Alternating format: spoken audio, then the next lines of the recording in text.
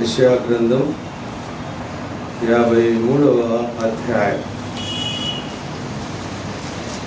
5వ వచనం.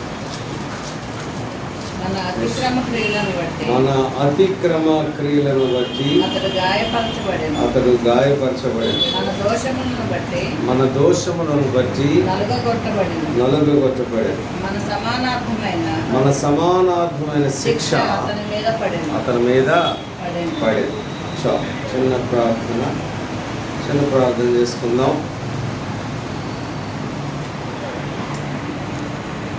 పరిశుద్ధమైన తండ్రి, అద్భుతమైన దేవ, ఆశ్చర్యకరుడమైన దేవ, మీకు స్తోత్రం.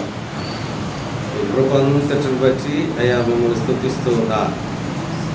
గడిచిన ప్రభు దినం నుండి ఇప్పటి వరకు ఈ రెక్కల నీడ క్రింద మమ్మల్ని భద్రపరిచి మమ్మల్ని సజీవులుగా ఉంచినందుకు అయ్యా మీకు స్తోత్రము.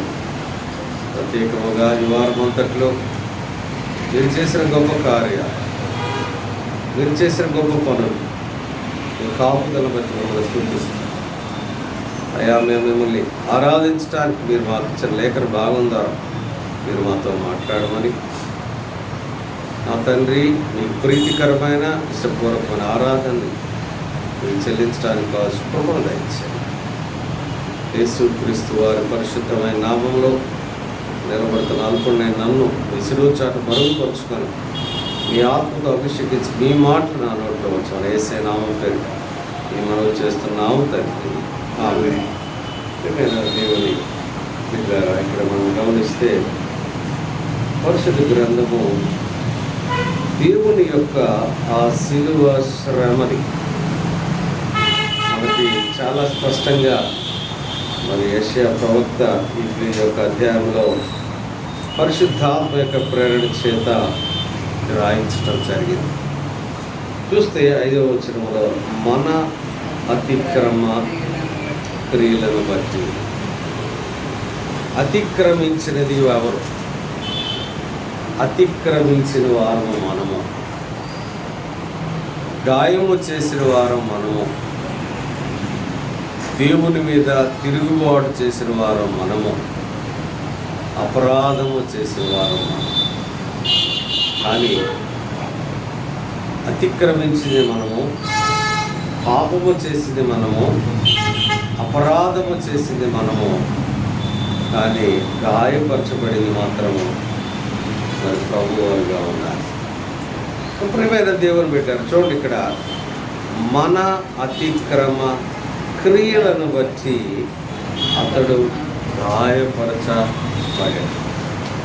ఎందుకు మనం ఆయన ఆరాధించాలి? ఎందుకు మనం ప్రభువారిని మనం స్తుతించాలి?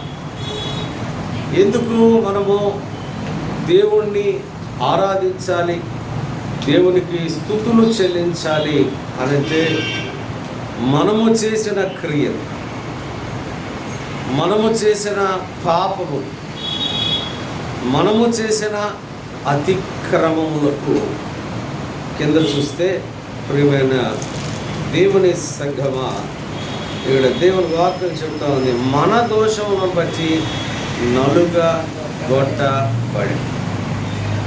మన సమానార్థమైన శిక్ష అతని మీద పడేను. ఎవరి మీద పడిందండి? శిక్ష రావాల్సింది ఎవరికి? నీకు నాకే. అతిక్రమించింది మనమే. ఆయన ఎటువంటి పాపం చేయలేదు, ఎటువంటి అపరాధం చేయలేదు, ఎటువంటి విషయంలో అతిక్రమించలేదు. మరి యేసుక్రీస్తు ప్రభువారు శరీరధారిగా మనిషి కుమారుడిగా ఈ లోకంలో ఉన్నప్పుడు కూడా ప్రియమైన దేవుని బిడ్డలారా, ఒకసారి చూస్తే ఎక్కడా కూడా ఆయన ఎటువంటి పాపము చేసిన వారుగా లేరు. ఆయన ఎటువంటి పాపం చేయలేదు. కానీ మనము చేసిన పాపములను, దానికి రావాల్సిన శిక్షని తన మీద వేసుకొని మరి ఆయన శిక్షించబడిన వాడుగా ఉన్నాడు. పాపం చేసింది మనమే.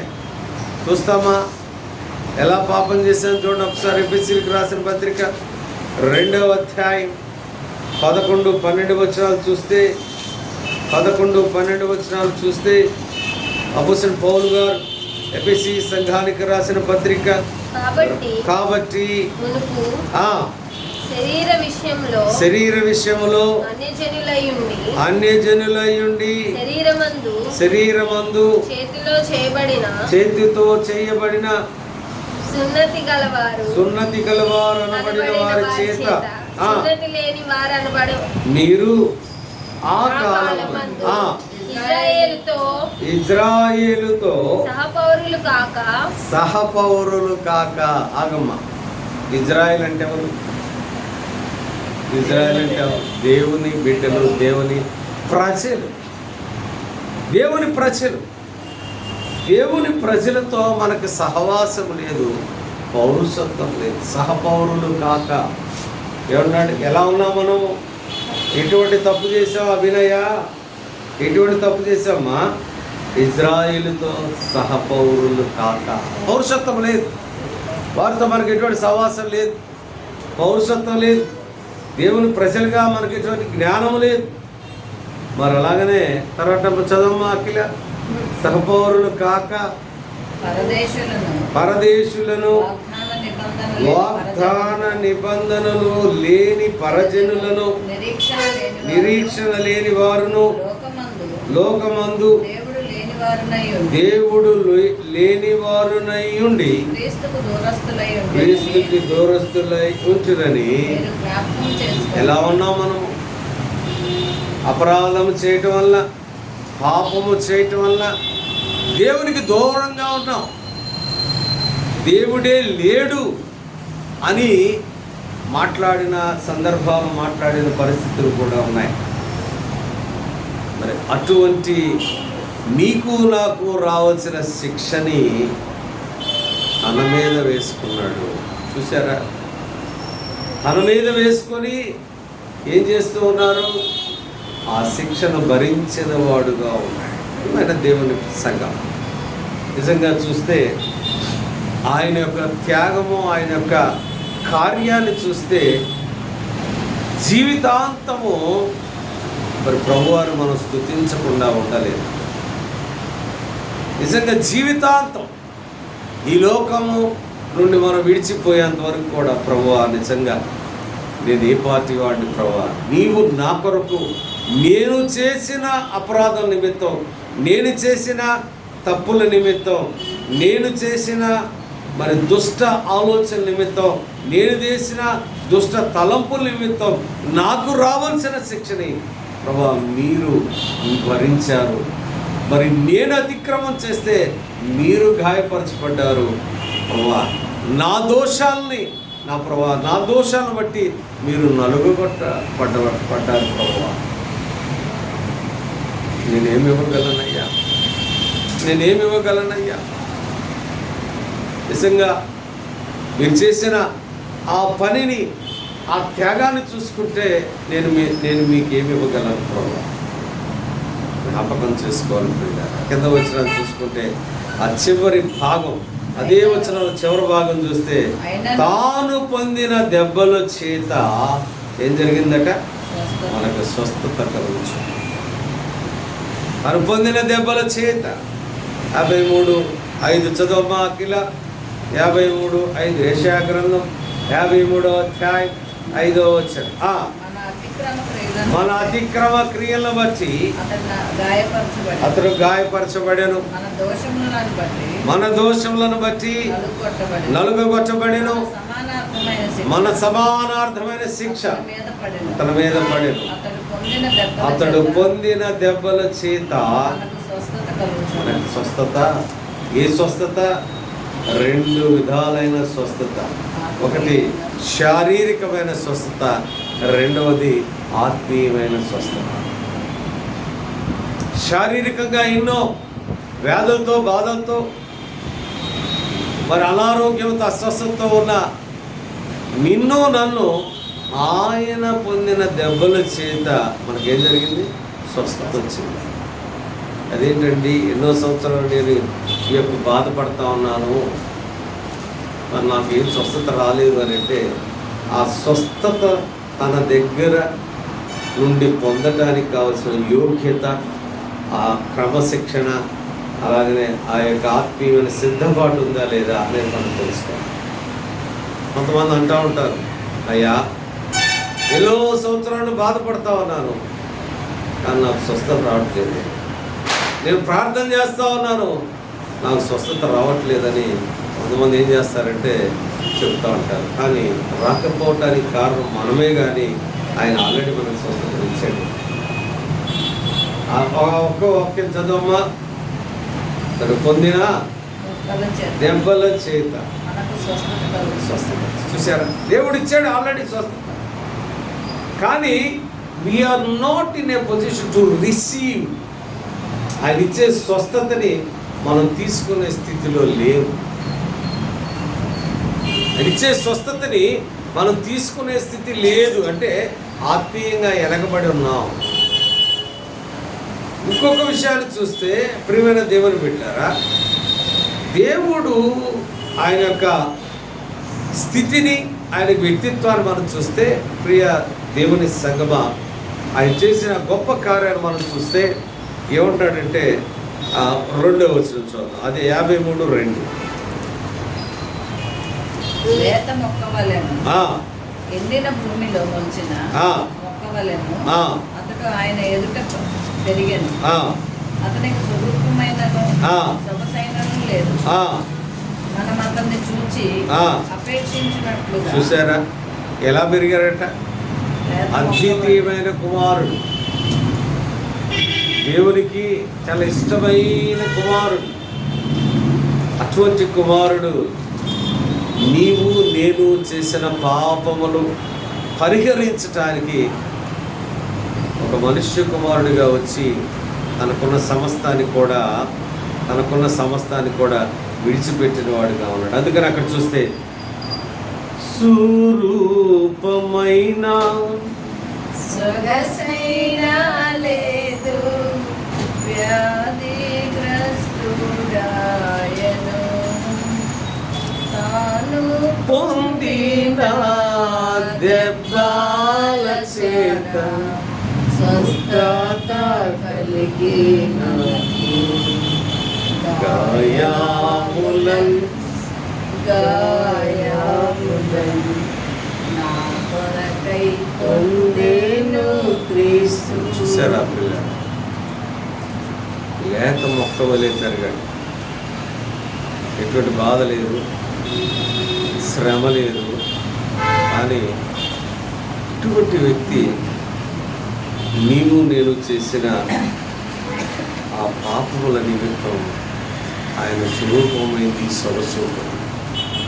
ఆ రోజు చూస్తే ఆ యొక్క స్త్రీ ఆ శిలువ శ్రమలో చూస్తే ఆయన ముఖంకి ఆ యొక్క వస్త్రాన్ని అంటించినప్పుడు ఆయన చూస్తే ముఖమంతా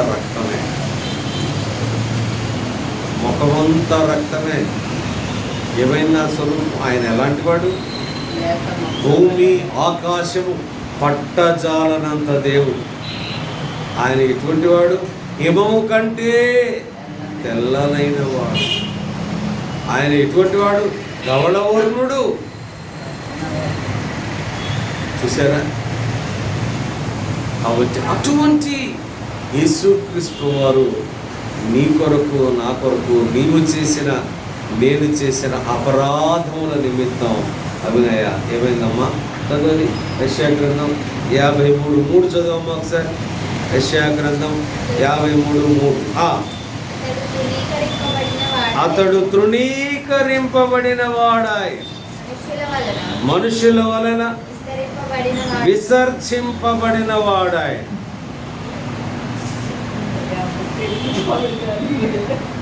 వ్యసనాక్రాంతుడుగాను, వ్యాధిని అనుభవించిన వాడుగాను, మనుషులు నొల్లని వాడుగా ఉండేది. అతడు తృణీకరింపబడిన వాడు గనుక మనము అతనిని ఎన్నిక చేయకపోతే. చూసారా, మనమే తృణీకరించాం. ఎన్నో స్వస్థతలు, ఎన్నో అద్భుతాలు, ఎన్నో ఆశ్చర్యకార్యాలు, ఎంతో ఆదరణ పొందిన ఆ ప్రజలు ఆ సమయానికి వస్తే ఏమన్నారు? సిలువేయండి, సిలువేయండి, సిలువేయండి అని. ఏమైనా ఆ స్వస్థతలు ఏమైనా, ఏమైనా అద్భుతాలు ఏమైనా, ఏమైనా ఆ రోగాలన్నీ పోయినాయి కదా, ఏమైనా అయ్యండి మరిచిపోయారు జనాలు. తృణీకరించబడ్డాడు. ఎవరు తృణీకరించింది? ఎవరైతే తన ద్వారా స్వస్థతలు, తన ద్వారా ఆదరణ, తన ద్వారా మరి ఆదరించబడ్డారో వారి ద్వారానే వారే. నీవు నేను కూడా ఎన్నోసార్లు ఏమన్నా మనం దేవుడు లేడు అని, ఏమన్నా మనం మీతో మాకు సంబంధం లేదు అని, ఏమన్నా మనం ఇంకా మేము పరదేశులు అని, మేము పరజనులు, మీకు మాకు సంబంధం లేదని ఆయన తృణీకరించాం. ఆయన విడిచిపెట్టాడా? నీవు చేసిన, నేను చేసిన అపరాధముల నిమిత్తం నా ప్రియమైన దేవుని పెట్టారా?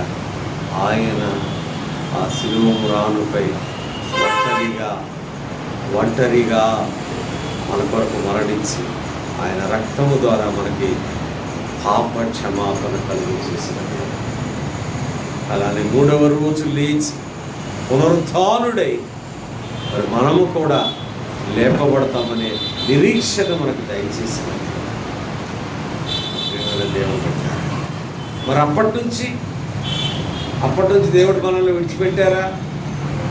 ప్రతి క్షణం కూడా మనల్ని కాపాడుతూ ఉన్న దేవుడు, ప్రతిరోజు కూడా మనల్ని కాపాడుతూ ఉన్న దేవుడు.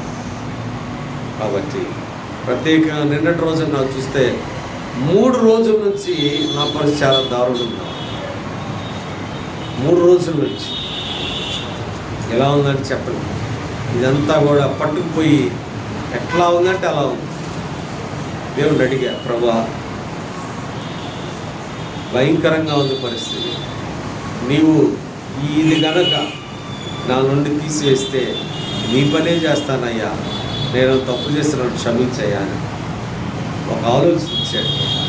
ఒక చోటకి వెళ్ళాను, అతను చెప్పాడు, అది తీసుకున్నాను.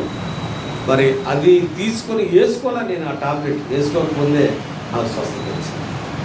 చూసారా? వేసుకోకముందే నాకు స్వస్థత వచ్చింది, క్లియర్ అయిపోయింది.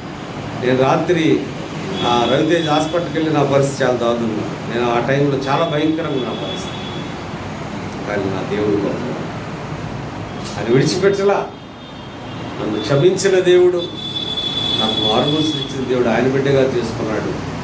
తర్వాత ప్రతి క్షణం కూడా మరి బిడ్డల విషయంలో ఎన్నో అద్భుతం. మరి ఈరోజున రవితేజ సంఘ బిడ్డ, మరి ఒకవేళ అక్కడే ఉన్నట్లయితే పాపం తెలుసుకొని ఉండేవాడు కదా, టైఫాయిడ్ అని, అది తెలుసుకొని ఉండేవాడు కదా. కానీ దేవుడే తీసుకొచ్చాడు, తీసుకొచ్చి దేవుడే చూసుకుంటాం.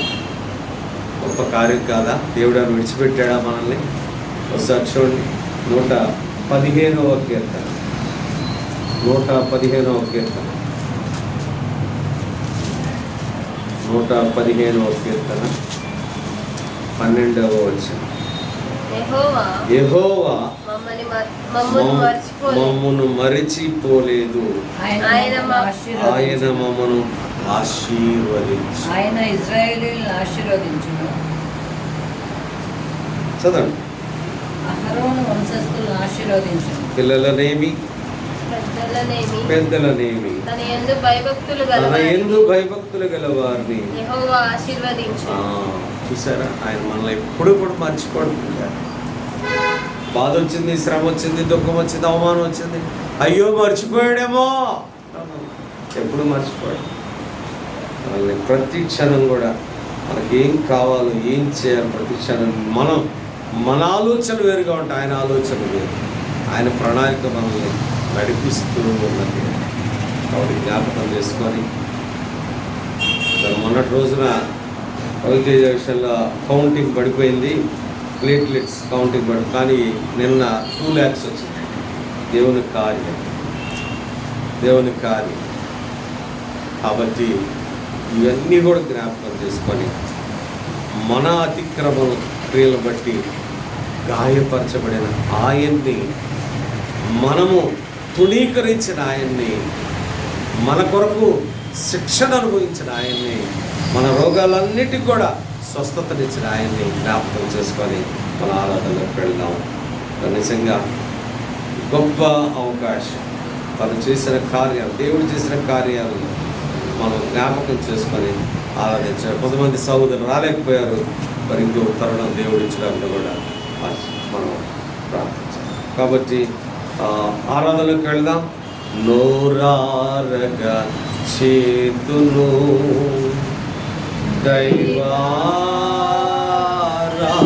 దైవారాధనను ధారాళముగా పాడెదను, స్తోత్ర గీతమును ధారాళముగా పాడెదను, స్తోత్ర గీతమును. హల్లెలూయా హల్లెలూయా హల్లెలూయా హల్లెలూయా. నోరారగా చేతును దైవారాధనను.